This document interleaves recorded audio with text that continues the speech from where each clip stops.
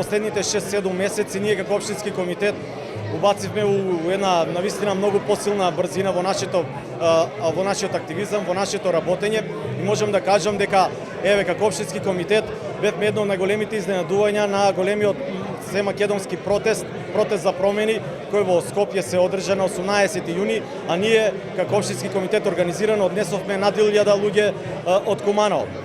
Потоа направивме многу други активности со кои што како општински комитет може да се гордееме. Можам да кажам дека како кулминација на тие наши активности на 15 октомври оваа година прославивме за прв пат како општински комитет 32 години од постоењето, од формирањето на општинскиот комитет на ВМРО ДПМН од Куманово, каде што собравме над 1000 луѓе, наши приврзаници, наши активисти, ВМРО-вци и наши поддржувачи кои од 90-та година до сега им пруживме рака на сите, дојдоа, не поддржаа и од тука го направивме клучниот момент, покажавме дека ВМРО ДПМН како политичка сила на наредните избори во Куманово ќе испадне на местото број 1 како политичка сила во Куманово.